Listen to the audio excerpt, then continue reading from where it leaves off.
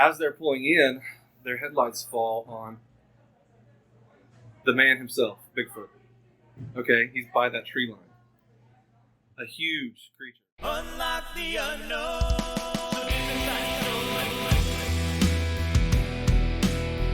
Unlock the unknown. So deep inside your soul and dig a little deeper. Unlock the unknown. Discovering the truth will make you feel greater. Like a raging bull gives pain. Mysteries are hurricanes. The truth you seek is unknown. Unlock the unknown. I won't accept it what the skeptics even have to say. They disconnected, made a record and it's so cliche. So much evidence is building up in opposition. So many elements from code the answer to this question.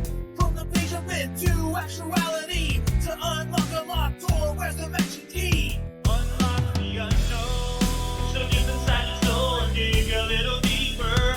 Unlock the unknown. Discovering the truth will make you feel freer. Like a raging bull gives pain. These mysteries are hurricanes. The truth you seek is unknown. Unlock the unknown. And out of this cane field comes this figure walking upright. I know what I saw that night. I saw it. I thought I was either dreaming or having some kind of hallucination. That thing must have been at least 8 foot tall, maybe taller. Very athletic looking, very muscular. I would say the arms were 3 feet across. And I seen this thing crossing the road, and it looked like it was probably 7.5 feet tall, maybe. And I mean, this thing was huge.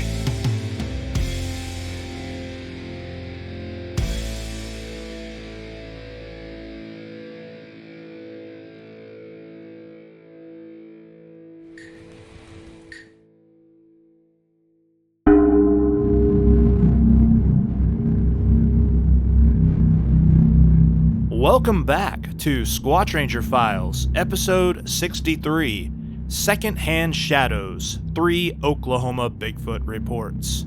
I'm the Squatch Ranger, and I'm so glad to have you be tuning in and listening.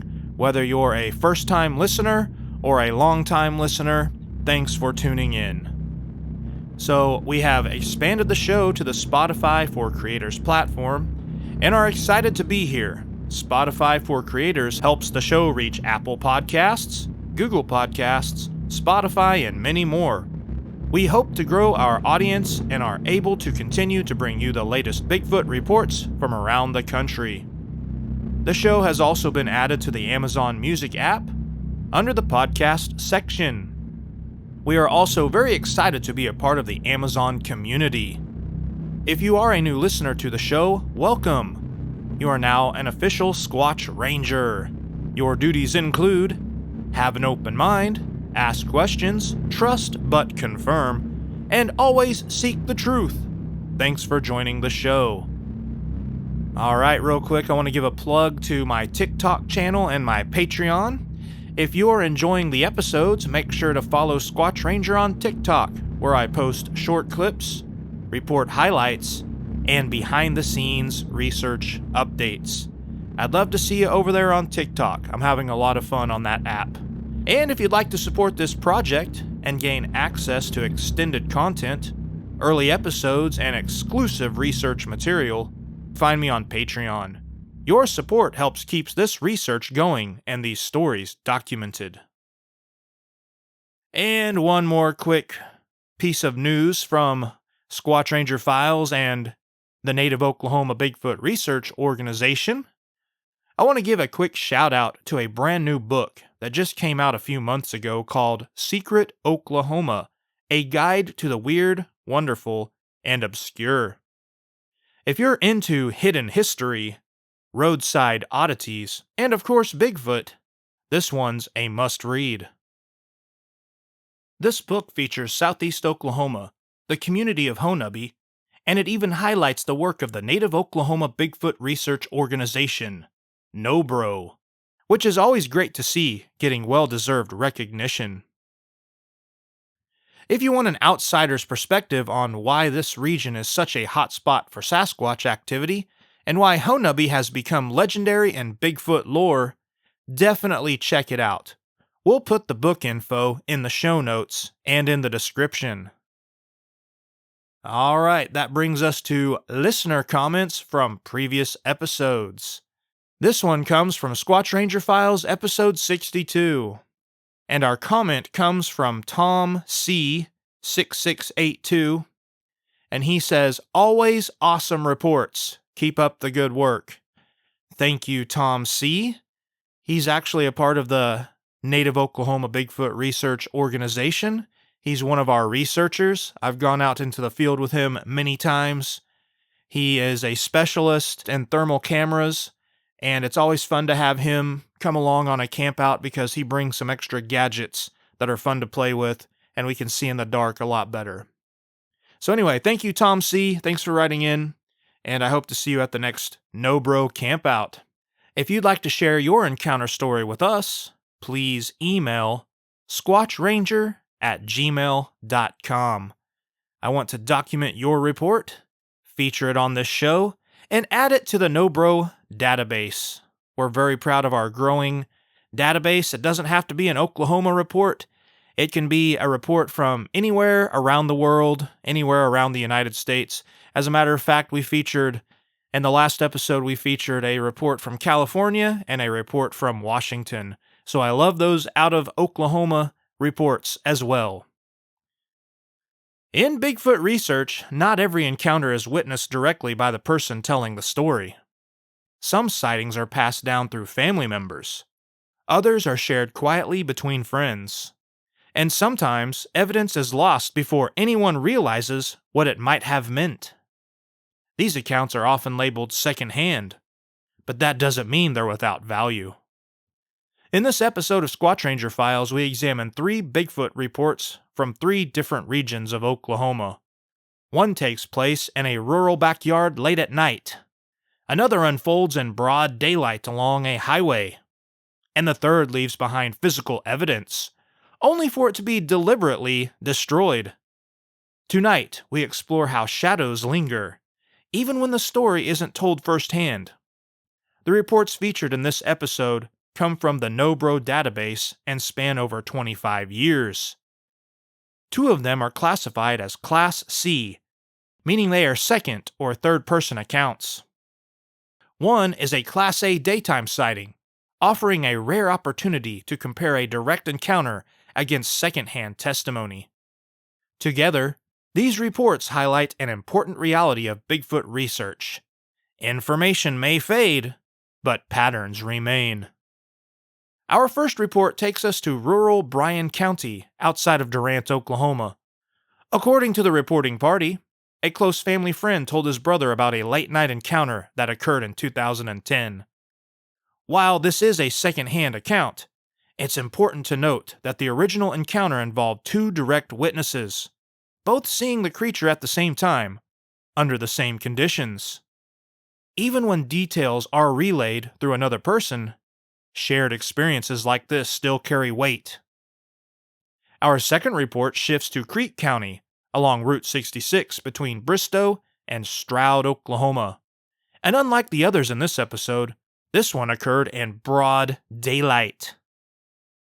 In 2025, the female witness was driving west just after noon on a clear sunny day when she observed something crossing the roadway approximately 50 yards ahead. Daytime sightings like this are rare and highly valuable. The clear visibility, the creature's movement, and the detailed physical description all contribute to this report being classified as Class A. When placed alongside second-hand accounts, sightings like this help researchers identify consistent behaviors and body proportions reported across decades. Our final report comes from Kingfisher County, near the Cimarron River, and involves something often considered the most valuable form of evidence, a footprint. According to the reporting party, his brother told him that he and their father were visiting family property around the year 2000. When they stopped at a gate, they noticed a large humanoid footprint in the dirt at the entrance. This report raises an important question, not about the creature, but about human behavior. Why would someone destroy potential evidence without hesitation, Fear? Denial? Protection? Or perhaps prior experience? In Bigfoot research, some of the most compelling moments are not when evidence appears, but when it disappears. Class C reports often lose details as they're passed from person to person. Measurements become estimates. Timelines blur. Environmental conditions fade. But these reports are still critical. They reveal patterns. They show how witnesses react. And they highlight how often encounters are kept quiet, even within families. When combined with direct sightings, secondhand reports help complete the larger picture. Without any further delay, we will now hear an audio clip of an interview conducted by Evans Bailey, a researcher for the Native Oklahoma Bigfoot Research Organization. Evans was on a mission trip over the past summer and met a young man who shared some encounters passed on by friends and family members. This is Squatch Ranger Files, Episode 63, Secondhand Shadows, 3 Oklahoma Bigfoot Reports. Number 1. Couple sees creature in rural yard. 2010. Southeast District. Bryan County, Oklahoma. Class C. Second, third person story.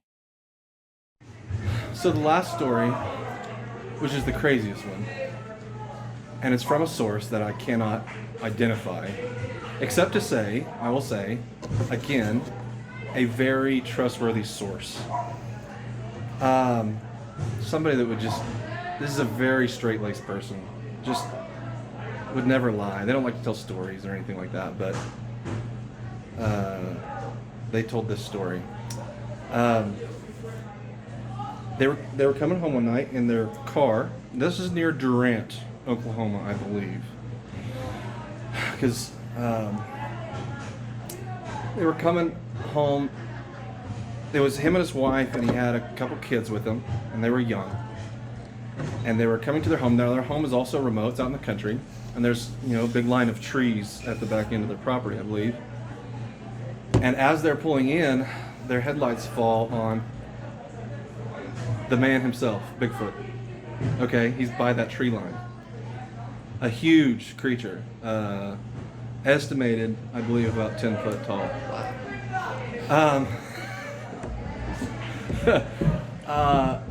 He was in the tree line. I don't remember what as he came, they both saw this and were like, are you seeing this? But they had two little ones with them, and they were trying not to freak out. And the little one sensed something, was like, what are you guys looking at? Like, what's going on? They're like, nothing. And then it as the car came in, it went off into the trees. So they get into the house.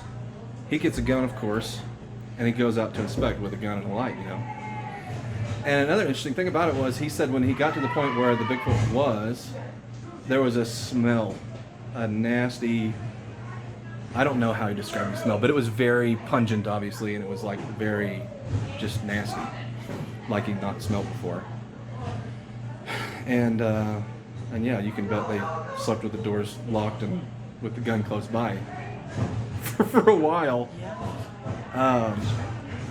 And that was the thing, is like, again, this guy's not one to make up stories, and he swore us to secrecy, like, you cannot ever reveal this, that I have told you this to me, to anybody. Sure. So Did he give any other description of the creature besides it was huge? Or, I mean, like, could you tell color of hair? Or no, and I didn't have, so full disclosure here, this is gonna mess up my testimony. They're gonna throw it out. This was okay, so I didn't have a chance to question him. Okay. So Wow. yeah, so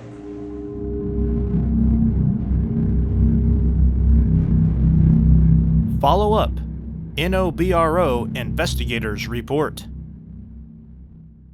The reported encounter occurred at a rural residential property in Bryan County, Oklahoma, outside of the Durant area. According to the reporting party, the event was relayed through a close family connection and involved a married couple returning home late at night with their two young children. Upon pulling into their driveway, both adults observed a large upright figure standing near the tree line in their backyard, illuminated briefly by the vehicle's headlights. The figure reportedly fled into the woods immediately after being seen. The witnesses prioritized the safety of their children by rushing them inside before attempting to investigate further. The husband later exited the residence with a shotgun, but did not regain visual contact with the creature. He did, however, report a strong, unpleasant odor lingering in the area, a detail that has been in numerous Bigfoot-related reports throughout Oklahoma and surrounding states. No footprints or physical traces were documented at the time.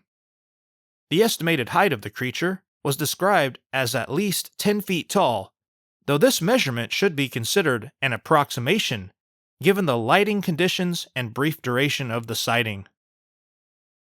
Bryan County contains extensive wooded areas, creek bottoms, and undeveloped rural land that could provide cover and travel corridors for large wildlife. The region is in proximity to multiple water sources, including Blue River tributaries, small creeks, and farm ponds, which could support both wildlife and potential transient movement throughout the area. Additionally, Bryan County lies within reasonable distance of larger undeveloped tracts of wildlife management areas in southeastern Oklahoma, offering plausible routes for a creature to move between remote habitats while remaining largely unseen. As a Class C report, this account is secondhand and subject to loss of detail through retelling. However, the original incident involved 2 direct witnesses who observed the creature simultaneously, lending some weight to the consistency of the core details. While the lack of physical evidence limits further investigation, the report contributes to a growing body of regional data suggesting brief, close-range encounters near rural homes, often involving rapid flight into nearby wooded areas. This report has been logged for pattern tracking and geographic correlation with other southeastern Oklahoma sightings.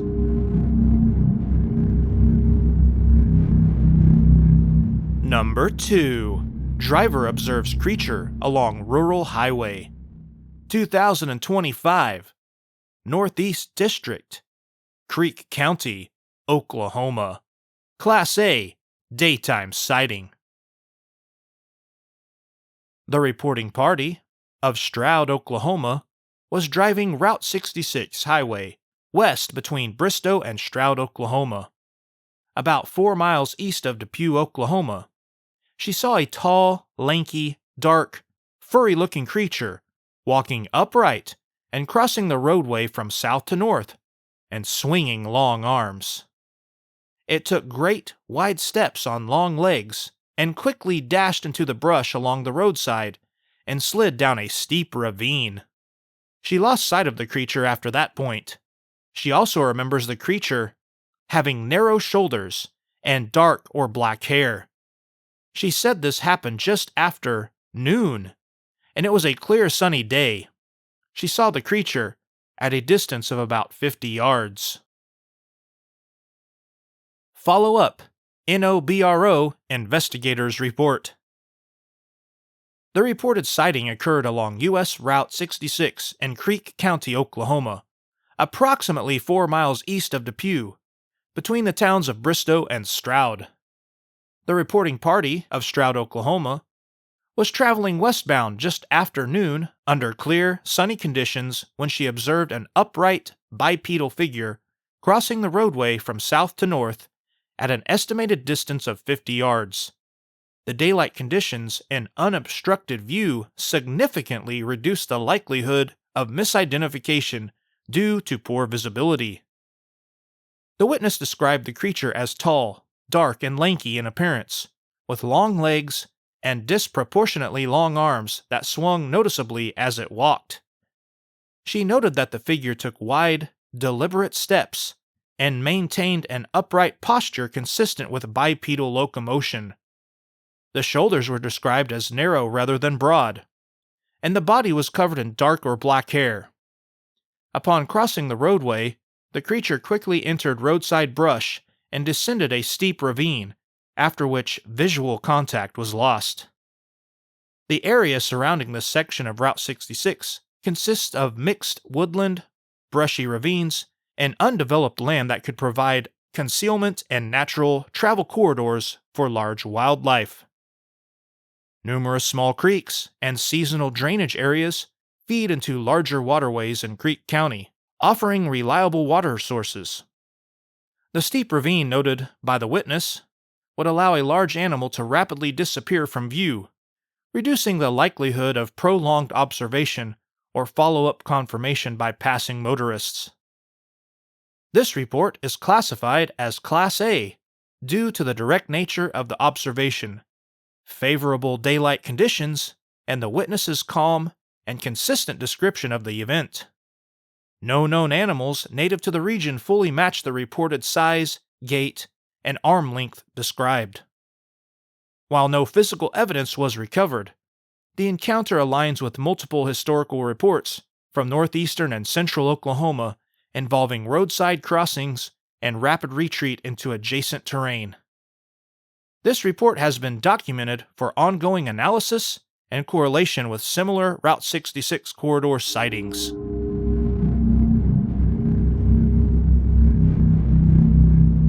Number 3. Father destroys Bigfoot print. 2000. Northwest District, Kingfisher County, Oklahoma. Class C, second, third-person story. So, the second story hits a little closer home because it wasn't just a neighbor. This one's from my brother. Now, my brother's a deacon in my church. He's been a Christian his whole life, just like me. And so he's not one to make up stories. You know what I'm saying? And he would never lie about something like that. But he went down to our river property. Now, you got to remember, this is really remote.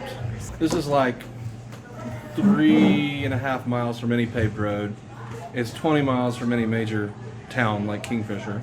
So it's just way out there, you know what I mean, in the sticks. And he went down to our river place with my dad. And my brother saw in the dirt, they were working on a cattle guard or something like this, and he saw in the dirt a giant footprint. You know, much bigger than a man's footprint could be. And he was like, Dad, he was like, come here and look at this. Like, you gotta see this. And so Dad came over there and looked at it. Like, that's like a Bigfoot track. And he's like, we gotta go back and we gotta get a camera and we gotta take a picture of this. Here's where it gets weird. My dad, according to my brother, my dad says, that isn't anything. Like, that's nothing. And he took his foot and he wiped it out of the dirt. And he said, that's not anything. Like, don't worry. Like, that's not a Bigfoot track. he cleared the evidence. I thought that would be a great start to some sort of scary movie about Bigfoot. That's nothing. Yeah. A guy goes out with his dad. And says, look at this. And that's nothing. Don't you worry about that. So You didn't see anything. Did you get the idea that your dad maybe knew something more about it? That's absolutely like me and my brother are talking about. Like, what does he know that we don't? That he doesn't want us to know. That's what it felt like, you know. Like that was super weird. Super weird. That's not uncommon with especially older folks and those generations. They were told not to talk about it because people think you're crazy and make fun of you and all that kind of stuff. So yeah, it could be that. they just didn't acknowledge it.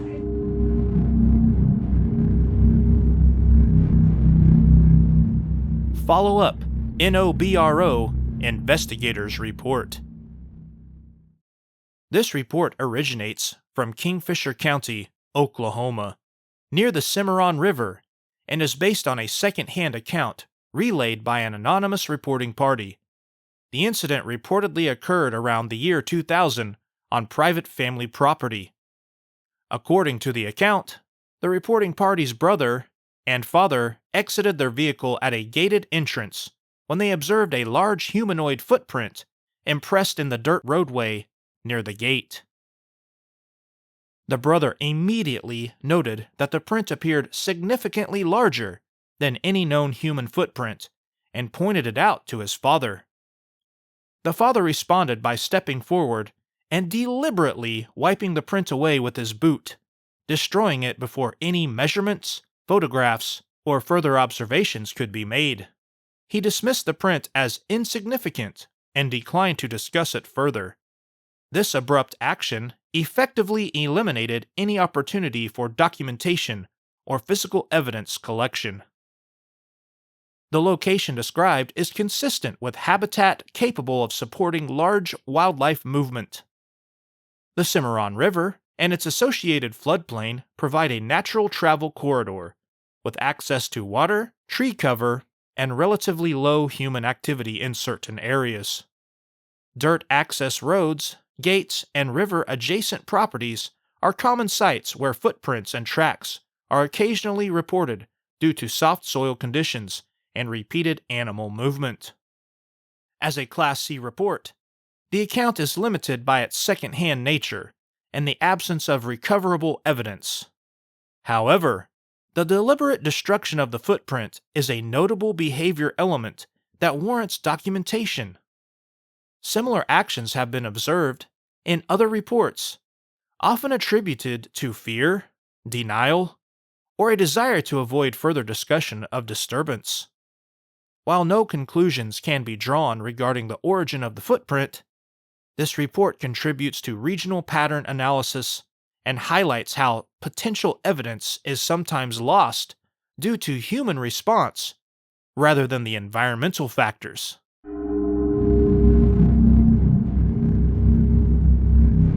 Okay, everybody, that wraps up Squatch Ranger Files Episode 63, Secondhand Shadows, 3 Oklahoma Reports.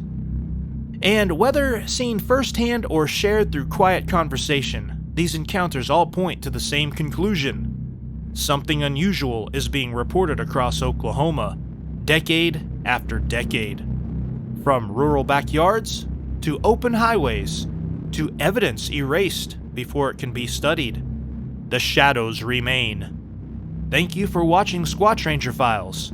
Until next time, stay observant, stay respectful, and keep your eyes on the tree line.